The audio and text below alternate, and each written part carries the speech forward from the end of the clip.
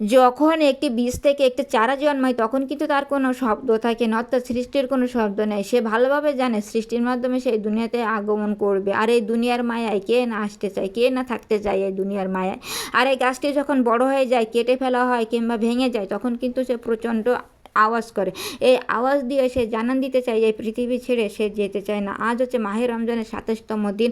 সকলকে জানাই রমাদান মুবারক। আসসালামু আলাইকুম। হ্যালো ভিউয়ার্স, কেমন আছেন আপনারা? আশা করি আল্লাহ তাআলার অশেষ রহমতে ভালো আছেন। আলহামদুলিল্লাহ আমিও ভালো আছি। বরাবরের মতো চলে আসলাম আজ আপনাদের মাঝে নতুন দিনের নতুন আরেকটা ভিডিও নিয়ে। আমার ইউটিউব চ্যানেলের পক্ষ থেকে সকলকে আন্তরিক অভিনন্দন এবং মুবারকবাদ। চলুন ভিডিওটি শুরু করা যাক। ভিউয়ার্স, আজকের ভিডিওটি শুরু করলাম এই যে যেহেতু মাহে রমজান চলে যাচ্ছে, সামনে আসতেছে পবিত্র ঈদ উল ফিতর, তার জন্য তো কিছু প্রস্তুতি নিতে হবে। কাপড় চোপড় তো পরিষ্কার করতে হবে, ঘর বাড়ি পরিষ্কার করতে হবে। তাই আজকে চলে আসলাম কাপড় চোপড় পরিষ্কার করতে। প্রথমে গুঁড়া সাবান নিয়ে নিলাম, নিয়ে তারপরে ফেনা করে এখন দিয়ে দিচ্ছি কাপড়। এই কাপড়গুলো এখন সুন্দরভাবে ভিজিয়ে নেব, অর্থাৎ এই পানির ভিতরে যে সাবান পানি এর ভিতরে সুন্দরভাবে আমি ভিজিয়ে নিয়ে কিছুক্ষণ ওয়েট করব যাতে এর থেকে ময়লাটা বাইরে যায়। আর এটা হচ্ছে নতুন লুঙ্গি, এটা হচ্ছে আব্বুর লুঙ্গি, এটা আনা হয়েছে ঈদের জন্য, তাই সেটা এখন ভিজিয়ে রাখছি। যেহেতু নতুন কাপড় একটু ধুয়ে রাখতে হয় তাই যে ভিজিয়ে রাখলাম। সব মিলে এইগুলো আজকে এখন আমি পরিষ্কার করে নিব। এই যে চলে আসলাম কাপড়গুলো পরিষ্কার করতে। প্রথমে মেঝেটা সুন্দরভাবে আমি পানি দিয়ে ধুয়ে নিলাম, আর যে কাপড়গুলো ভিজায় রাখছিলাম সেগুলো আবার হাত দিয়ে একটু চটকিয়ে নিচ্ছি যাতে যদি কোনো ময়লা থাকে তা যেন বাহির হয়ে যায়। আর এখন সুন্দরভাবে এই যে থাবিয়ে এখন পরিষ্কার করে নিব। তা ভিউয়ার্স, আপনারা যারা ভিডিওটা দেখতে দেখতে আমার এই পর্যন্ত চলে এসেছেন কিন্তু একটা লাইক দিতে ভুলে গেছেন কিংবা দেন নাই, আপনাদের কাছে আমার হার্ডলি রিকোয়েস্ট অবশ্যই কিন্তু লাইক দিয়ে ভিডিওটা কন্টিনিউ করবেন, কারণ আপনাদের এক একটা লাইক আমার কাছে মহামূল্যবান। আপনাদের এক একটা লাইক পারে আমার ভিডিওটা আরও অনেকের কাছে পৌঁছাই দিতে। তাই অবশ্যই লাইক দিয়ে কন্টিনিউ করবেন, আর আপনাদের মূল্যবান মন্তব্য অবশ্যই কমেন্টের মাধ্যমে দিয়ে আমাকে একটু ইন্সপায়ার করবেন, কারণ আপনাদের এক একটা কমেন্ট কিন্তু আমার ভিডিও তৈরিতে ইন্সপায়ার করে। যদি একটু ভালো লাগে তাহলে বন্ধু হয়ে সাথে থাকবেন, আর একটু শেয়ার করে দিয়ে আমাকে একটু সাপোর্ট দিবেন। তাই এই যে হয়ে গেছে আমার পরিষ্কার করা। আর এখন আমি এই যে পানির ভিতরে দিয়ে সুন্দরভাবে চুপনি দিয়ে, অর্থাৎ কাপড় চুপ্পাই এতক্ষণ যে থাবা দিলাম না, ওই তো অজ্ঞান হয়ে গেছে তাই না ভিউয়ার্স? এখন তো ওর জ্ঞান ফেরাতে হবে, তা কী করব। পানি নিয়ে নিলাম, এখন এই পানির ভিতরে দেখি চুপোই ওর জ্ঞানটা ফেরে কিনা। তা আমি চেষ্টা করতেছি আর আপনারা দেখতেই থাকেন।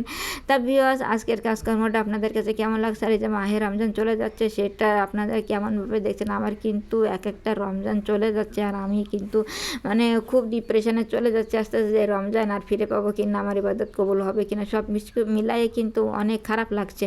তা আপনাদের কেমন লাগছে? সবাই আমার জন্য একটু দোয়া করবেন যাতে রমজানে যে যতটা আমল করতে পারছি, আপনারা যতটা আমল করতে পারছেন সব জন্য আল্লাহ তাআলা কবুল করে নেন, আর আমরা যেন ভালোভাবে এই কয়টা রোজা আরও সহি সালামতে পার করতে পারি। তা দেখেন ভিউয়ার্স, এই যে আপনাদের সাথে কথা বলতে বলতে কিন্তু আমার সব কাপড় চোপড় পরিষ্কার করা হয়ে গেছে, আর এখন এই দেখেন একটু ব্লুটা দিয়ে দিব। তো ভিউয়ার্স, আপনারা এটাকে কি বলেন? আমরা কিন্তু ব্লু বলি, তারপরে উজালা বলি। এই যে সাদা কাপড়ে যেটা দিতে হয়, দিলে যেটা একটু কাপড়ের গ্লেসটা একটু ভালো দেখা যায়, এইটার আপনারা কি বলেন অবশ্যই কিন্তু একটু কমেন্টের মাধ্যমে জানাবেন। তাই এই যে হাতের সাহায্যে সুন্দরভাবে একটু মিশিয়ে নিলাম, মিশিয়ে নিয়ে এখন কাপড়গুলো দিয়ে ভালোভাবে চটকে সব জায়গায় লাগিয়ে নেব। তা না হলে তো এক জায়গায় লাগবে, এক জায়গায় লাগবে না। তাই যে সুন্দরভাবে একটু লম্বা করে হোক মানে যেভাবে লাগবে সমস্তভাবে আমি লাগিয়ে নিলাম। এই দেখতেই পাচ্ছেন ভিউয়ার্স, এই যে উল্টাই পাল্টাই মানে সমস্ত জায়গায় লাগিয়ে নিলাম। এখন কিন্তু কাপড়ের গ্লেসটা মাশাআল্লাহ অনেক সুন্দর হয়েছে, শুকানোর পরে আরও ভালো লাগবে।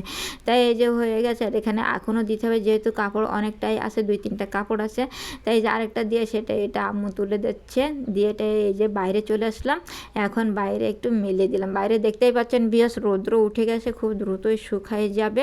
যেহেতু সকালবেলার দিকে একটু মানে মেঘ থাকে, রাত্রেও বৃষ্টি হচ্ছে, কিন্তু এখন মাশাআল্লাহ এখন অনেক রৌদ্র, তো এখন এখনই শুকায় যাবে। এই যে এই 2টা এখানে মেলাই দিলাম, শুধু তো এই 2টা না আরও আছে। তা কোথায় আছে চলুন একটু দেখে নিয়ে আসি। এইগুলো সব অফ ক্যামেরায় পরিষ্কার করে নিয়েছি। এগুলো হচ্ছে জানালার পর্দা, আর এখানে আছে ওই যে বেডশিট আছে, মশারি আছে। যেহেতু মাহে রমজান শেষে ঈদ আসছে তাই সব কিছু পরিষ্কার করে নিচ্ছি। আর এখন আসলাম রান্না বান্না করতে। এখন কই মাছগুলো সুন্দরভাবে ফ্রাই করে নিব। তাই কই মাছ অনেকে দেখলে বলবেন যে কালো উঠছে না কেন? এটা আমি উঠাতে অনেক ট্রাই করছি কিন্তু উঠছে না। আপনাদের কাছে কি কোনো টিপস আছে এই যে কালো উঠানো? যদি থাকে তাহলে কিন্তু ভিউয়ার্স আপনারা দিতে পারেন। তা যাই হোক, মাছগুলো এখন ফ্রাই করে নেই। আর এখানে কিন্তু এখন মশলাটা কষানোর জন্য চলে আসলাম। সমস্ত প্রকার মশলা এখানে দেওয়া হয়ে গেছে, দিয়ে এখন সুন্দরভাবে নাড়াচাড়া করে এখন মিশিয়ে নিচ্ছে। আর এখন এরপরে দেওয়া হবে তরকারিটা। তা কী তরকারি দেখতেই থাকুন। আর এই দেখেন আমি ঝালগুলো আবার একটু দিয়ে একটু কষাই নিলাম। তাই যাই হোক মশলা কষানো হয়ে গেছে। আর এরপরে দিয়ে দিলাম বেগুন আর আলু। হ্যাঁ এখন তো এই যে মশলা মেশাতে হবে বেগুন আর আলুর সাথে, অর্থাৎ বেগুনটা সুন্দরভাবে মশলার সাথে কষাতেই হবে। এইটাই তো ফার্স্ট স্টেপ, আমি সবসময় বলেই থাকি। তা আমি সুন্দরভাবে কষাতেই থাকি। আর এখন কিন্তু আপনারা লক্ষ্য করবেন যে সমস্ত জায়গায় এই মশলাটা গেছে কিনা ভিউয়ার্স।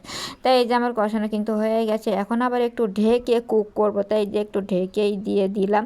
তারপরে দেখেন কষানো একদম লাস্ট স্টেপে চলে আসছে, অর্থাৎ কষানো একেবারে ডান হয়েই গেছে।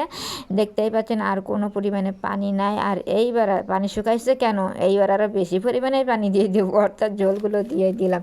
তাই এই যে ঝোলগুলো দিয়ে দিচ্ছি পরিমাণ মতো যতটা লাগবে। আর এখন সুন্দরভাবে এই যে মিলাইয়া নেব পানির সাথে। তাই এই যে মিলাইয়া নিলাম, নিয়ে আবার একটু ঠিক করে দিলাম, দিয়ে আবার একটু ঢেকে কুক করবো। তাই যে একটু ঢেকে দিলাম।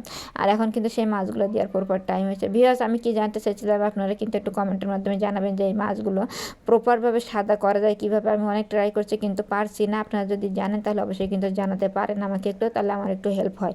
তা যাই হোক এই যে মাছগুলো দিয়ে সব এক জায়গায় পড়ছিল, তাই পাতায় দিয়ে আবার একটু চেপে তরকারির ভিতরে দিয়ে দিলাম, দিয়ে এখন কিন্তু আবার একটু ঢেকে কুক করবো। তাই যে হয়ে গেছে। আর এই যে ফাইনাল লুকটা দেখেন ভিউয়ার্স কত সুন্দর হয়েছে। আর এই যে জীবিত কই মাছ দিয়ে তরকারি রান্না করলে টেস্টটা কিন্তু মাশাআল্লাহ অসাধারণ আছে। তো কেমন লাগলো রেসিপিটা অবশ্যই কিন্তু জানাবেন। এটা হলো আজকে প্রথম রেসিপি। তারপরে এই যে আজকে আবার একটু বিফ আনা হয়েছে, বিফটা এখন রান্না করা হবে। তাই যে পরিষ্কার করে নেওয়া হয়েছে, ধোয়াও হয়ে গেছে। আর এখন এই যে আলুগুলো কাটা হয়েছে বিফের জন্য, তাই আলুগুলো এখন একটু ভেজে নিচ্ছি। শুধু তেলের উপরে ছেড়ে দেওয়া হলো আলুগুলা, আর একটু মিশিয়ে নেওয়া হলো তেলের সাথে। আর এখন দিয়ে দেওয়া হচ্ছে একটু লবণের ছিটা।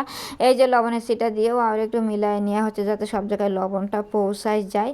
তা এই যে হয়ে যাওয়ার মতো হয়ে গেছে। সুন্দরভাবে নাড়াচাড়া করে লবণটা সমস্ত জায়গায় দিতে তো হবে, তাই একটু নাড়াচাড়া করে নিলাম। আর এখন আবার একটু হলুদের গুঁড়া দিয়ে দিলাম, এটাও এখন একটু মিশিয়ে নিতে হবে। তা আমরা এই দুটো ইনগ্রিডিয়েন্টস দিয়ে আর একটু তেল দিয়ে আলুটা সুন্দরভাবে একটু ভেজে নিচ্ছি। তো যতক্ষণ পর্যন্ত লাল না হবে ততক্ষণ পর্যন্ত কিন্তু আমি ভাজতেই আছি। আর এই দেখেন গোশের জন্য কিন্তু মশলাটা প্রিপেয়ার হয়ে গেছে একেবারে। আর এখন সেই গোশটাও দিয়ে দিলাম, দিয়ে এখন গোশটা সুন্দরভাবে কষাই নিতে হবে। তো ভিউয়ার্স গোশটা তো অনেক সময় কষাতে হবে, আপনাদের দেখা ধৈর্য নেই, আমারও দেখানোর ধৈর্য নেই, তাই এবার একটু ঢেকে দিয়ে দিলাম। আর এখন এবার ট্রান্সফার করছি প্রেশার কুকারে, যেহেতু এই গোশটা একটু সিদ্ধ হতে অনেক সময় লাগবে, তাই একটু প্রেশার কুকারে অল্প অল্প করে দিয়ে ট্রান্সফার করে নিচ্ছি। আপনারা কি প্রেশার কুকারে বিফ রান্না করেন নাকি এমনি হাঁড়িতেই রান্না করেন? তা আমরা তো কিন্তু সবসময় প্রেশার কুকারে রান্না করি, যেহেতু আব্বুর একটু বেশিভাবে সিদ্ধ হওয়া সেইগুলো দিতে হয়, তাই প্রেশার কুকারে রান্না করতে হয়। তাই যে একদম শেষ। আর এখন কিন্তু পানিটা দিয়েই দিচ্ছি, পরিমাণ মতো পানি দিয়ে দিলাম এই যে কুকারের ভিতরে। এখন সুন্দরভাবে মেলাইয়া নিচ্ছি, নিয়ে তারপরে একটু ঢেকে কিছু কয়েকটা সিটি দিয়ে দিলে একেবারে সিদ্ধ হয়ে যাবে গোশতটা। তাই এই যে এখন দেওয়া সব কমপ্লিট। এখন শুধু মুখটা আটকাই দিলাম, এই যে একেবারে আটকানো হয়ে গেছে, কয়েকটা সিটি দিয়ে দেবো। তা এই যে দেখুন এই যে ফাইনাল লুকটা কেমন সুন্দর আসছে, তাই না ভিউয়ার্স? দেখতে কিন্তু লোভনীয় হয়েছিল। আর এই যে ঝোলটার একটা রিজন আছে, যেহেতু আব্বুর অনেক পরিমাণে ঝোল লাগে আর ফাতেমা আছে ওরও ঝোল লাগে, তাই বেশি করে একটু ঝোলটা রাখা হয়েছে। তা কেমন হলো অবশ্যই কিন্তু জানাবেন রেসিপিটা। তারপরে এই যে দেখেন ইফতার আয়োজন, আজকের ইফতার আয়োজনের ভিতরে এইগুলো আছে, সালাদ আছে, এই যে পেঁয়াজি আছে, আর ওই যে বেগুনি টেগুনি এইসব সুলা টুলা খেজুর। তা সব মিলে কেমন লাগলো ভিডিওটা অবশ্যই কিন্তু জানাবেন। ভালো লাগলে বন্ধই থাকবেন। এই পর্যন্ত বিদায় নিচ্ছি। আল্লাহ হাফেজ, আসসালামু আলাইকুম রহমতুল্লাহ।